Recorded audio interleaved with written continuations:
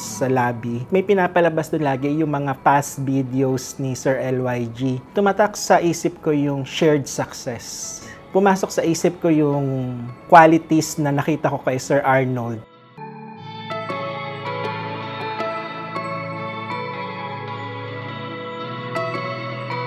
I am Arnold Hilario. I am the head of the JG Summit Fleet Management Group, or CTSD. We are managing the entire life cycle ng fleet nationwide.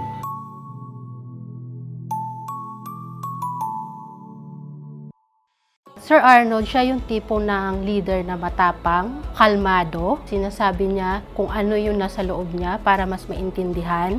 Hindi ka niya susukuan para maging better person ka. Hindi lang siya leader na nandyan palagi sa'yo, pwede din siyang as a friend. I'm just an ordinary guy with a big heart in providing service. Instead of doing just the ordinary work, I always see to it that there is an extra touch na ginagawa ko dapat day in, day out. With all honesty, everybody can be a hero. Personally, I don't feel like I am the hero. Siguro I'm just blessed of having a team with the same passion that I have. That keeps me moving and motivated every day. Sobrang na-appreciate ko siya kasi every time na magkaroon ng trouble, ang bilis nung approval, wala siyang pinipili, rank and file, o boss yan. Kumbaga, isang tawag mo lang sa kanila. Sobrang na-appreciate ko rin yung mga tao niya. Kaya magagaling din yung tao dahil magaling yung leader. Importante yung role na ginagawa ni na Sir Arnold. Especially kami nasa field. Pagka hindi nagawa yung sakay namin, apektado na yung buong araw na trabaho namin.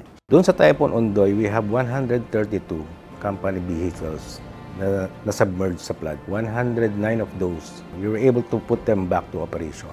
Behind that figure are the number of colleagues na nire-rescue din namin. I believe that's our social responsibility. Si Sir Arnold, para sa akin, isa siyang hero. Na-experience ko yan during pandemic. Whatever the challenges that supplier met during the pandemic, nandoon kami lagi para magampanan yung obligasyon natin even when there's no one watching.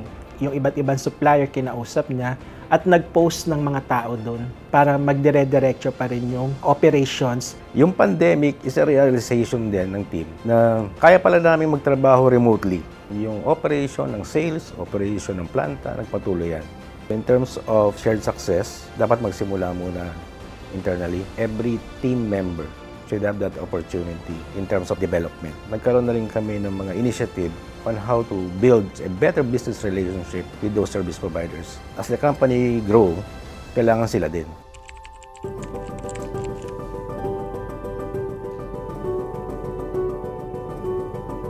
You cannot be a leader without integrity. Ang pinaka-challenging lang is how you impart that integrity trait to your team. Yung winning moments namin doon sa pandemic and yung winning moments namin doon sa Ondoy, a big realization na yun na yung trait ng integrity nasa kanila na. Sa lahat ng challenges, lagi lang niyang sinasabi na sundin yung rules, mission at vision ng company.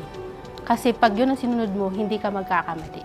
Si Sir Arnold is a person na may integridad to support and to follow through with his commitments. Pagdating sa trabaho, sinasaalang-alang niya yung policy ng company. Hindi lang siya basta kumukuha ng supplier. Nagre-reflect sa integrity ni Sir Arnold. Yung pagkuha ng maayos, magandang serbisyo ng mga supplier. This recognition, especially anchored on integrity, it's a big realization for me that I will be recognized by doing what is right and what is just. Isa sa mga hobby ni Sir Arnold kasi yung fishing o yung pangingisda. Isa sa mga mahasa sa yung patience. Yun yung naging impact niya sa akin for me to become a better manager. Sir Arnold, salamat sa pagiging mabait na boss. Nandito lang kami, mga team mo, na susuportahan ka sa lahat. Sir Arnold, thank you sa services na patuloy niyong ginagawa. Tuloy mo lang, Sir Arnold, yung trabaho mo. Patnubayan ka nawa ng Diyos. I'm hoping na for those people that we serve to learn to pay it forward, do the same thing sa peers nila, do the same thing with their customers. Babalik din yan sa atin lahat.